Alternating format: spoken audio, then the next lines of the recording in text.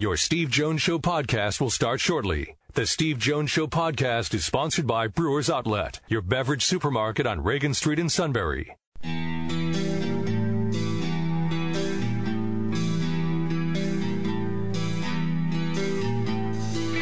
Sports talk where your voice counts. This is the Steve Jones Show on News Radio 1070 WKOK. Now from the Sunbury Motor Studio, here's Steve Jones. Hola, buenos dias. Guten Abend. How you? Great to be with you on a Friday. Brought to you by Brewers Outlet, Reagan Street in Sunbury, the beverage supermarket. I know many of you have been waiting to celebrate the first ever games of the Alliance of American Football. Have a big party and go to Brewers Outlet and stock up. That's why I was just there a little over an hour ago. And Corey is still talking about it. Actually, the first thing I asked if he was in the building. I don't know if he hopped on board a bus to Columbus to see the dual meet in person tonight or not. So. A lot of people have. It's sold out tonight. Yeah. It'll be at 8:30, by the way. It's late. We'll have Jeff Byers on the show today. Brewers Outlet specials now through Tuesday. How about Miller High Life, the champagne of bottled beer? 30 packs, just $14.95. And Straub, hey, let's keep it local. 12-pack cans, $7.97. Straub's still St. Mary's, right? St. Mary's Nectar. Oh, yeah. That's where my new daughter-in-law is from. It's where she lives. They're getting married, as you know. They're getting married. Chris is getting married in June. And the Jones family. Okay, that's fifth and last one. Another summer, another wedding. Yes. At least they've been spread out. At least these last two have been every other year. So. Happy days. I'm like, okay. It's like that day you burnt the mortgage papers. No, we haven't quite done. We're like 3 years away from that. Oh, we're okay. close. Well, we're close. We're close. I'm rooting for We're getting there. Oh, so am I. You more than me. Yeah. Because Megan's birthday is today, as a matter of fact. Oh, Megan. Happy. Yes, 25. She was born in a snowstorm, 1994. And it turned out the doctor that Kathy went to actually practiced out of Tyrone. So I'm driving in this blizzard. There were parts of I-99 that were done, parts that weren't at that time. And I'm driving like in this thinking, what am I doing here? So this was not on a basketball game day, so it was an off day. Oh, no, it was. No, it was. I had to. Home game? No, it was a road game. I had to miss a game at Wisconsin. Well, I mean, had to. I mean, well, sure. You're talking about, right? And one time you called to the bullpen. Absolutely. Yeah, I did. And Bud Tom was like, he says, "You be with that baby," right? And then I'm driving down there, but I'm thinking because when I get on the highway to leave, I go right past Mount Nittany Medical Center. I'm thinking, we couldn't have gone there. I made it there easy enough. But hey, turned out perfectly, no issues. But yeah, there's one more Jones wedding. It's like when Megan graduated from college, I said, we're going to have a party for you. I said, but I just want you to know that since you were the fifth and the last one to graduate from college, yeah, I said, I just want you to know that the party is for me.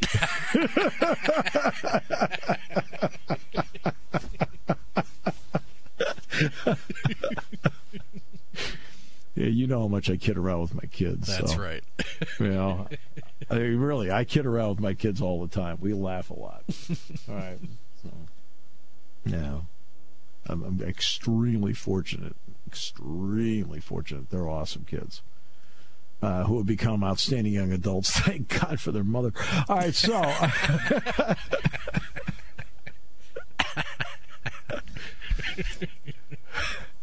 Oh, Dad. No, I don't think they dispute that. No. Mom's the greatest. You know. When's your next road trip, Dad? Yeah. Well, it's funny, you know. But you know what's funny about that is that somebody was asking my son Dan, and Dan listens to Dan's up in New Hampshire, Boston, all the time. You know, that's where he lives. But he listens to the show all the time. And somebody who was working with him asked him about how tough was it that your father was just on the road all the time. And he says, well, he just go out one night, come back, one night, come back. He says, he coached us in baseball. He coached us in basketball. He said he was always out in the yard doing something with us. He says, I think they thought that our schedule's like an NBA schedule or an NHL schedule or Major League Baseball, or all of a sudden the road, you know, you're on that 9 to 12 game road trip in baseball. You're on that 6 to 7 game road trip in the NBA. I think his friend had a misconception of that. He says no, he's around all the time. He's always doing stuff with us. He says he never missed any of my basketball or baseball games. He never missed any of Mike's football games, which I didn't. I didn't miss one. The only thing I ever missed, and it was because of a fluke that I missed it.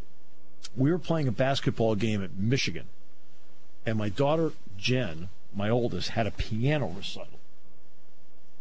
And it was an afternoon game. And Penn State plays, the recital was in the evening. It was a Sunday. The recital was in the evening, like at 6 o'clock or 6:30, something like that. And we had a mechanical on the plane because we were going to get back by 4, like 4:30. The flight from Michigan's only an hour. And so that's the one thing I missed. And as you can tell to this day, it still bugs me. But that's the one thing I missed when she had her piano recital. I missed that, and I missed it because of mechanical on the plane. Yeah, I know that happens, but it's one of those like, so I've always tried to be there. I mean, my grandson plays games now. I go. I've already told my son Mike that my grandchildren up in New York. I said, hey, when they do something like his first game, the grandfather's going to be there. Not unless you're physically able to. And as people may want to ask on this show if I'm mentally able to. No. I mean, I'm not going to sit there and blow off what my children or grandchildren do. I'm sorry, I have a Shikalimi game, I can't go. I mean, it's like, you have some people like that. Who's that? Who would do that? Who could it be now? Who could it be? I'm going on sabbatical. What? Oh, okay. Sabbatical. I was like, I'm on a sabbatical. To do what? I'm going to be there for my son. And he was. You know what? And for those who don't know, the suit is Kevin Herr. Yes. Who we call him the suit because he transferred from this show to the sales department, which is the jacket and tie crew. So we call him the suit. And he missed an entire season of Shikalimi football, which I think was their best in years. So he could be at every high school game on a Friday night to see his son's senior year, which is really actually extremely admirable, even though it drove management nuts. Now, I will say this. When he made that move, boy, was Mike Ferlazzo good. All right. So. Actually, he was just in the building earlier this week. We had some...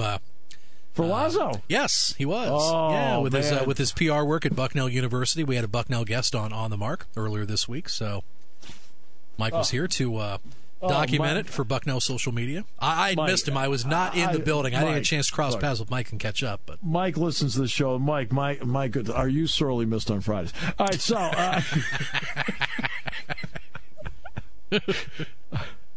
All right, wrestling tonight. We have Jeff Byers on the show. He'll join us from Columbus, where he's earning more Hilton Garden points. We will also, let's see, what did you have lined? I just want to make sure I'm not skipping on something you had lined up. I'm good today. Well, I wouldn't brag. I'm great today. I wouldn't really brag. I'm outstanding today. I'm terrific. I'm awesome. And so are you. Yeah. And Greg Pickel on recruiting, PennLive.com, Patriot News. Oh, great. We heard Greg on the presser with James Franklin earlier this week. Yes. Yeah. So we'll have him on the show. We'll have him next half hour, Jeff at 4:06, and then we cap it with the King. Yeah. Interesting. James Franklin brought up something I thought that was very interesting. He is somebody that does a lot of reading.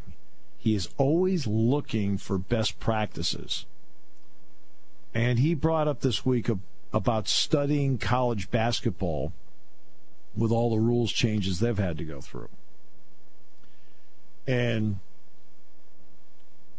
obviously you and I both know he does a lot of reading, because guess what he does with some of the stuff he reads? He sends it to me. Okay. And Sean knows, because Sean controls my Twitter account. Sean will forward to me. Okay, Steve, go in. You better go in here. James sent you a private message. Yes, read some information between the last regular season game and the bowl game. Yes. We'll leave it at that. We've had several things, yes, that have been sent to me through him on the backdoor channel, or he'll just call me or text me, "Hey, check this out," whatever. Now, my buddies that are Penn State fans that are hearing or listening to this live or going to the podcast, they're going to say, "Oh, what'd you hear from Coach?" It's like, cat could be out of the bag. So, yeah, keep her close to the vest. But I know what he's reading. A lot of the time, not always, but he'll say, "Hey, Steve, check this out. Steve, you need to look at this." Right? I mean, it'll be a series of things. It could be in recruiting. It could be in facilities. It could be in best practices. It could be whatever. So he's been looking at college basketball. And college basketball is interesting because he was talking about adapting. And Duke is the one that you look at that has adapted. Duke, I mean, you had early entries all over the lot in college basketball. Not necessarily, not one and dones, but early entries, dating back to the 70s and Spencer Hayward, for God's sakes. Then then high school guys could do it, so forth, bypass college. Duke never had an early entry until after the 1999 season, which was Mike's maybe 20th season at Duke, 20th season at Duke at the time. He finally had an early entry when Kevin Freeman, who's now the assistant coach here at Penn State, Kevin Freeman and UConn beat Mike's team in the championship game down in St. Petersburg. And Eldon Brand opted to go early to the NBA draft after that game. It's the first guy that ever did it. Christian Laettner, 4-year player. Grant Hill, 4-year player. Bobby Hurley, 4-year player. You keep going through all of them. To make him feel better, Jay Billis, 4-year player. And that's the way it was. Well, now the cycle of early entry, and Duke still had success. Duke was always the team that would go out there, instead of saying Duke, you might as well put a Target there, because that was the biggest game on everybody's schedule. And he still won championship here, championship there. Awesome. But finally, in Kentucky, went all in on one and dones. And John Calipari made no secret. He not only embraced it, he promoted it. Mike Krzyzewski then made the transition that he, too, would bring in as many one and dones. I mean, I was sitting there at the Mohegan Sun getting ready to do the Penn State Duke game in 2016. It was the 16-17 season, 2016. So I'm getting ready to do the Penn State-Cincinnati game, or Penn State-Duke game. Right. And walking by me, Harry Giles, Jason Tatum, like, there's millions of dollars worth of talent walking past the old broadcast location right now. They were all one and done. They were all in the next draft. Frankie Williams, like, gad. Right? But they were all one and dones. What's interesting, though, about college basketball is this. In this era of one and done, what do 5 of the last 6 champions have in common? They're all older teams. Now, I know Louisville had to vacate, but Louisville, UConn, North Carolina, Villanova twice. 5 of the last 6 are one and done. 2015, Duke won it. So last time Duke won it was 15. But 5 of the 6 are older teams. Now I took it one step further. Look at who they beat. 5 of those 6 teams, also older teams. Wisconsin, North Carolina, Gonzaga. Right? The only one that wasn't was Kentucky when they lost the national title game. So it is a mix. How do you get to that mix? I think on the offensive line, you want to be as old as possible. Defensive line, I think that as well. You know, anywhere you could be older and experienced is always going to be a plus. Further away from the ball, though, that's where you're looking at the guys that are the one-and-done guys, maybe. Or in college football, 3-and-done.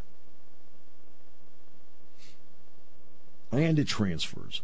The only thing that really bothers me about the rules, above all, is, all right, for the moment, the transfer thing doesn't bother me. For the moment, I mean, as you know, I've advocated an early signing period for college football for 30 years. Because college basketball's had it that long. It worked so well for college basketball, I thought college football should be doing it. And the reason I thought they should be doing it is the guy that wants to sign, absolutely, and there's no question, shouldn't have to endure an entire season of getting called and harassed and called and the whole thing when they've already made up their mind. You know, they just want to sign and get it done and go on and living their lives. That's the biggest reason why I've advocated an early signing period. But here's the one part that I'm not comfortable with right now. And this is the part to me that is the free agency part. It's the waivers. Every time you turn around, some guy gets a waiver. That's the free agency part, is the waiver part. Not the grad transfer part. To me, the grad transfer part is that you have done your job, you have gone out, and you have achieved your degree. To me, you have, quote, fulfilled your contract with said university. You played for them, and you got your degree, and to me, you have fulfilled the terms. All right, now, hey, look, I'm in my last year. I've done what I've needed to do. I've given everything to the football or basketball program. I've earned my degree. Okay. If I want to stay, stay. If I want to go, I can go. Okay, I've been okay with that. Now, the idea is you're supposed to transfer as a grad. You know what the key is to that. You're supposed to go someplace that has a program that your existing university does not have.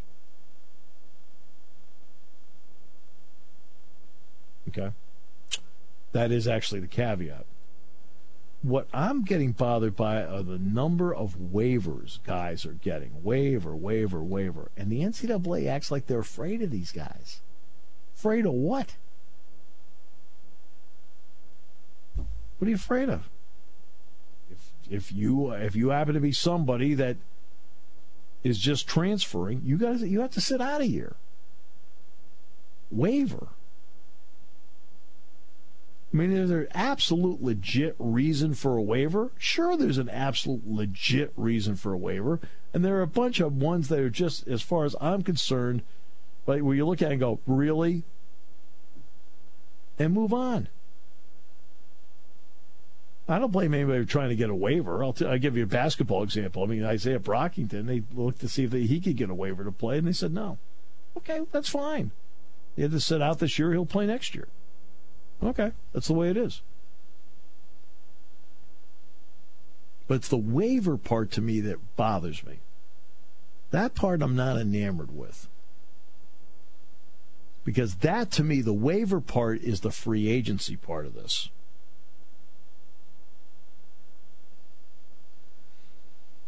All right, we'll take a break. And all sports are different. Football and basketball transfer rules are different, for example, than wrestling. I can't recall any wrestlers sitting out. I think the wrestling rules, you can transfer and wrestle right away, I believe.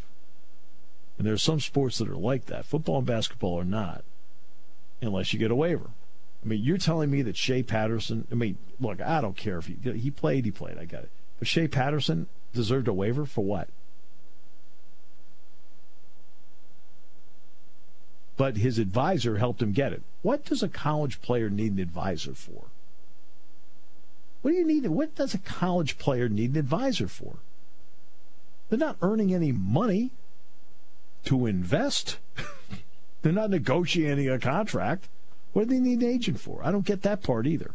We'll come back with more in a moment on News Radio 1070 WKOK, brought to you by Brewers Outlet. Party time, game time, or just fun time. Doesn't matter what time it is, because it's Brewers Outlet time. The beverage supermarket has the area's largest beer selection. Imports, microbrews, ciders, and domestics. Pick from over 100 ice-cold 12-packs and dozens of 24-ounce singles. Soda, snacks, hot sauces, fresh roasted peanuts. Make it one-stop party shopping, and don't forget the Pickel Bar. So whatever you're celebrating or just doing it up, Brewers Outlet, Reagan Street, Sunbury wants to see you. And thank you for your years of patronage. When it comes to car buying, there's the other guy's way, and then there's the SMC way. The other guys force you into a vehicle you really don't want. The Sunbury Motors way lets you take the time you need to browse, ask questions, and take the test drive and think on it. For over 100 years, the Mertz family and all their employees have made your experience the most pleasant one you'll ever have. The other guys won't offer you the best price for your trade, no matter how much they say they will. The SMC way is their promise to provide you with the most money the market shows your vehicle is worth. The SMC way is to offer you all applicable factory rebates on new vehicles and generous discounts. Looking for a pre-owned vehicle? The SMC way checks each vehicle in a 200-mile radius to determine the lowest price, then beat it. It's the lowest price promise, just part of the SMC way. The choice is up to you, the other guy's way or the SMC way. The SMC way wins every time. Sunbury Motors Company in the North 4th Street Auto Plaza, Sunbury, and at sunburymotors.com. Selling more cars and satisfying more customers for over 100 years. Taking your calls at 800-795-9565. This is the Steve Jones Show on News Radio 1070 WKOK. Now, from the Sunbury Motors Studio, here's Steve Jones. All right, Sunbury Motors, 4th Street in Sunbury. Sunbury Motors Kia, routes 11 and 15 in Hummel's Wharf. Great to have you with us on the show today. Brought to you by Brewers Outlet, Reagan Street in Sunbury, the beverage supermarket. Imports, domestics, microbrews, best selection of beer anywhere. Great specials between now through Tuesday. Miller High Life 30 packs, $14.95. Straub 12-pack cans, $7.97. Wine coolers, water, soft drinks, snacks. They roast their peanuts fresh and hot every day. And all together now, the Pickel Bar, led by the Barrels and the Dills, happens to be second to none. All at Brewers Outlet, Reagan Street in Sunbury, the beverage supermarket.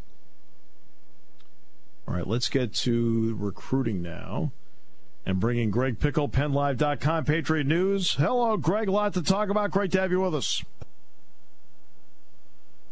Yeah, we're off to a roaring start, Steve. Hey, it's good to be on with you guys and talk about Penn State football and everything else. This is obviously changing times and times where people need to adapt in college football. What has that meant for what you do, and have you had to make some changes as to how you think about college football, and what have you had to do to adapt to what is all new for everybody? Yeah, it's an interesting question, Steve. I think that obviously, the one big change is the transfer portal. We all know that, and the fact that some guys are putting their desire and plans to transfer out there into the public space. Some guys are not.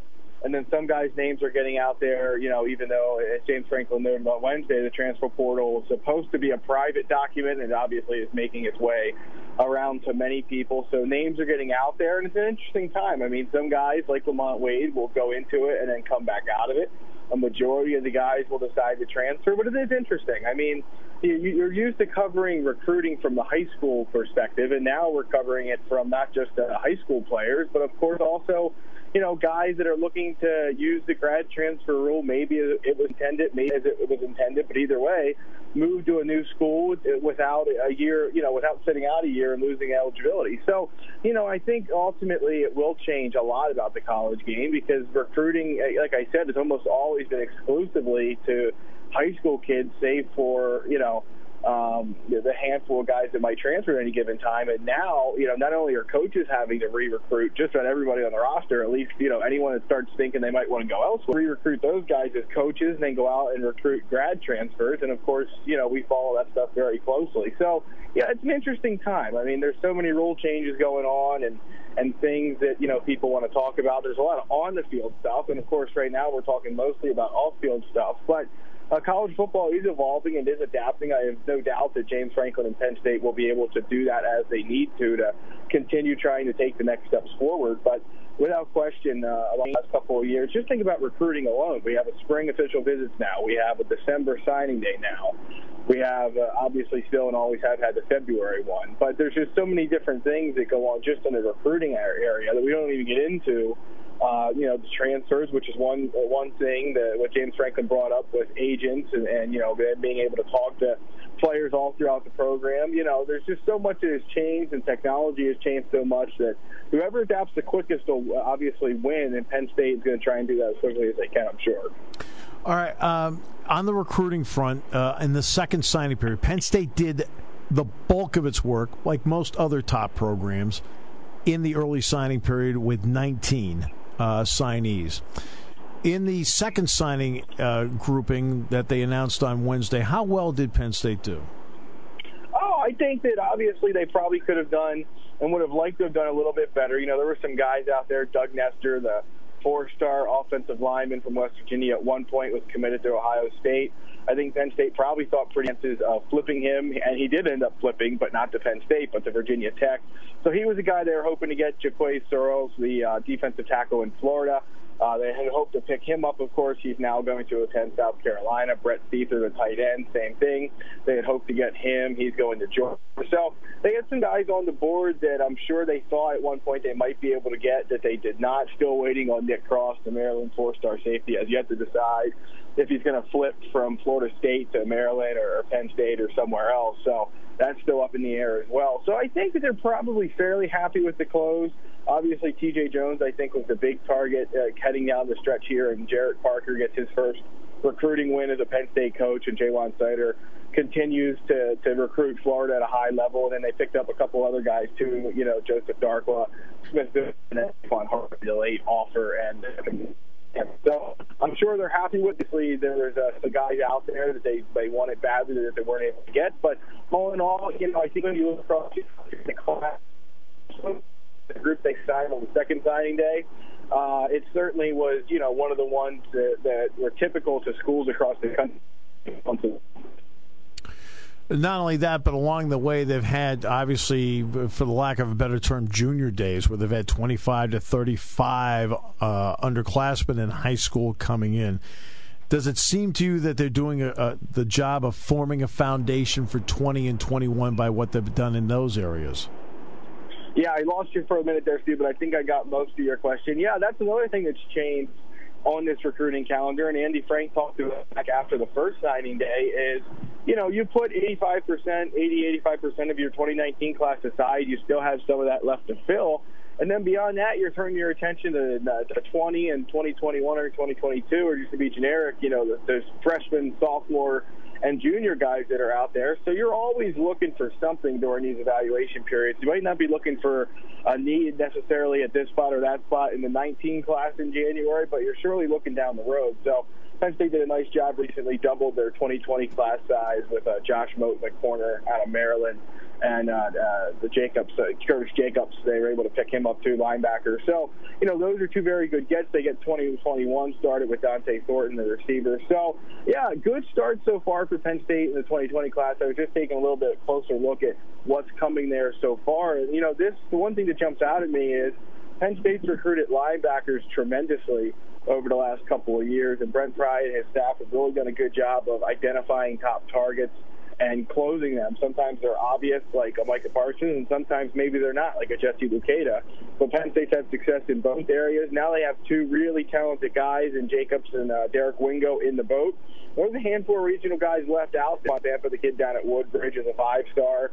Mikhail Sherman in D.C. is a 5-star. So there's an outside chance that I think, Steve, this could be Penn State's best recruiting class yet at linebacker under James Franklin. It won't be an easy fill, of course, but these guys are looking at schools all over the country. But if they're able to pull it off, the talent they've amassed at that position so far could actually become better if everything goes the way they want it to in 2020.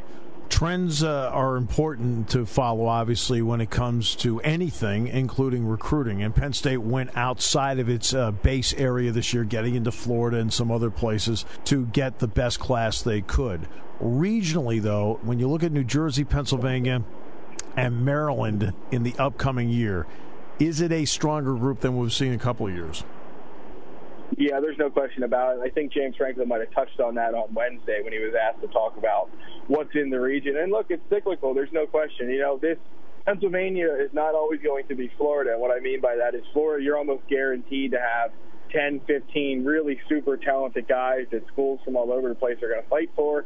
Pennsylvania, it's going to go up and down. You're going to have years where you have a very top-heavy group, and then you're going to have years where you have a couple guys at the top, and then maybe a smattering of guys in the middle that are mostly being fought over by regional schools, Penn State, Syracuse, Boston College, Virginia, that type of thing. Not the national powers that we see Penn State fight a lot for on the recruiting trail. So last year was one of those years, and this coming year, every position group almost down the board, you can find Mid-Atlantic guys at the top of it. And obviously Julian Fleming, the number one receiver in the country, is right in Penn State's backyard at Southern Columbia in the 2020 class. So, yeah, this is a very strong group. I'd have to go back and do a little bit more research before I'd feel comfortable calling it the strongest group of regional recruits that James Franklin and his staff have gone after during their time at Penn State. But I have to think it's at worst 2 or 3, and it probably could make a pretty strong case to be at the top of the list in terms of the talent base that they've been able to recruit from in the 350, 600-mile area radius from campus. So,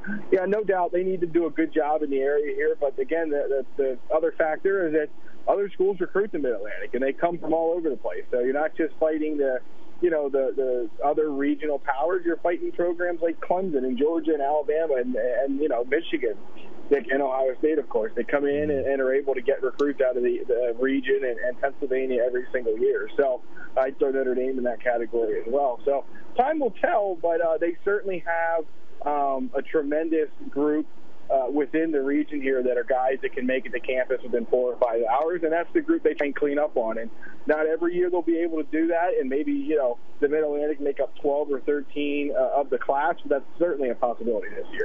I think it's been 17 years since I can remember the first guys that entered early. And for Penn State, it's happened here for over 15 years. It may be a guy here or a couple of guys there or maybe 3. Last year, I think it was, 5 or 6 last year that came in early. I thought the trend would accelerate in the direction we're seeing now. I thought it would accelerate sooner than this, Greg. 10, 12 years ago, I thought we'd be seeing 10 or 11 guys come in. But what does it mean to have 14 early entries right now, 11 of them being from the December recruiting class?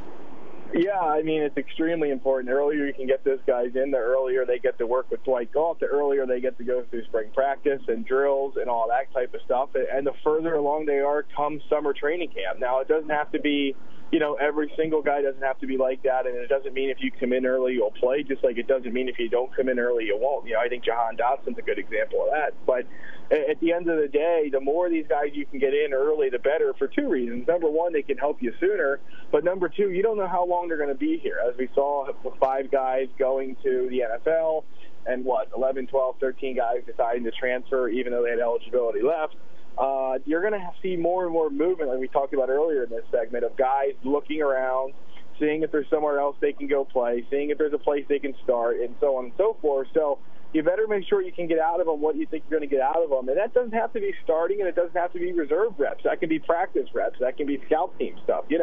All of these play an important role, even if they're not the guys that are mostly on the field on Saturdays or, in the rare case, Fridays. So, I think that the more of these guys you can get in, the better, because you just don't know anymore how long they're going to be there. Today, a guy staying 4 and 5 years, it's not over, but I think we're going to start to see a majority of guys in 3 years maybe look to move on, maybe look to go to the NFL. So that number keeps growing and growing, which means the more guys you can get in early, the better, not just because, you can maybe have them play earlier in the first year, but if they're a guy that needs to play, maybe a year and a half to play, you can cut off that half year before their first season even begins.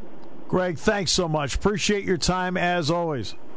All right, always a pleasure. Have a good weekend. All right, Greg Pickel, PennLive.com, Patriot News. Back with more in a moment. Brought to you by Brewers Outlet on News Radio 1070 WKOK.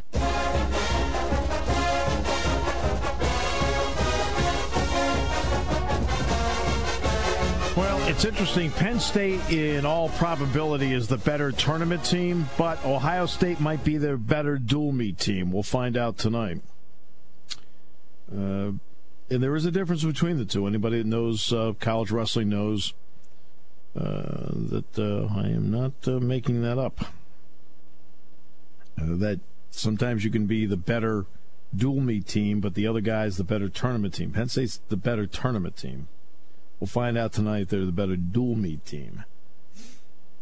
This will be interesting because Roman Bravo Young, iffy at 133, Shakur Rashid, we don't know. Don't know. Yeah, this is the first time in quite some time Penn State wrestling fans could be concerned with the overall outcome because some of the matchups can go either way. I mean, you're talking, 7-8 bouts. Well, you know what's interesting about Penn? Let's be honest about Penn State's season so far, and they can't help this. They cannot help this. For some reason, there's certain guys in the Penn State lineup that have not faced many ranked wrestlers this year. Have you noticed that? They've been winning, but even, for example, Bo Nickel, he keeps going out every dual meet, and he hasn't faced a lot of ranked wrestlers this year. Yeah, there's only maybe each dual meet, there's maybe been a weight class where you got two guys that are ranked, maybe a couple times in dual meet, but yeah, that definitely changes tonight. Yes. I'm just saying that is it's just interesting, and it's just the way it's happened. I mean, because Penn State hasn't been ducking anybody. You're trying to put together a schedule besides your conference that includes like Arizona State, Lehigh. I mean, the Lehigh thing is a traditional thing every year where you get some really good matchups. Except this time you didn't get any of them. You didn't get any of them. You know, remember the Parker kid? Poor Parker kid for Lehigh's out for the year. Yeah, that was just rough timing, and the schedule's the schedule. Yeah, he had 4 or 5 Lehigh starters out for that duel back in December. And the other part is this: Penn State is not getting a lot of bonus points lately. Great win over Michigan, right? Lee decision, Nault decision, Vincenzo Joseph decision, Hall decision. No bonus points there. Shakur Rashid decision. But then you finally got bonus points in the last 2.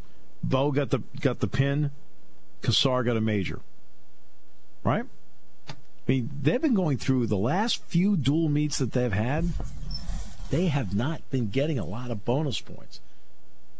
I mean, Purdue, Indiana, now look, Wisconsin wrestled not to lose badly.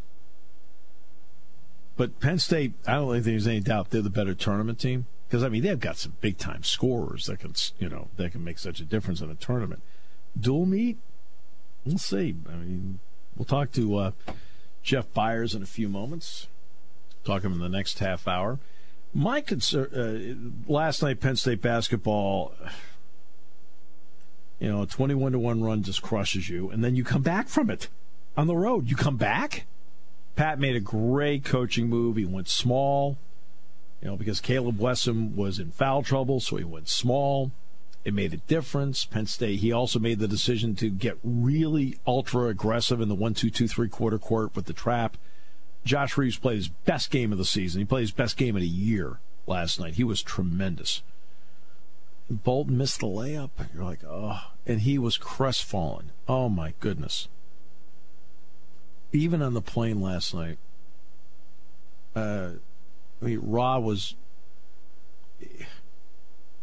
It was crushing for him. You just see it. I felt awful for him. I know some people are asking about the shot clock when Lamar scored. Obviously, he let go of the ball when the shot clock had gone. So, I mean, that part wasn't in dispute. and this is something I've advocated in college basketball for years, and I think college football should have it too. I think a college football clock, once you get under a minute, should go to tenths. I think a college basketball shot clock should go to tenths when it's under 5, like the NBA. There actually have been a couple of NBA arenas where Penn State has played in over the years where they have the shot clock. They can go to tenths, and it's invaluable. So last time when the shot clock was at 1, I mean, we don't know if it's 0.4 or 0.9. I don't know. The game clock is in tenths. So the shot clock should be in tenths, too, once it gets under 5. I mean, the game clock under a minute's in tenths. Your station for news, weather, business, and CBS Sports Radio. News Radio 1070 WKOK Sunbury and on WKOK.com.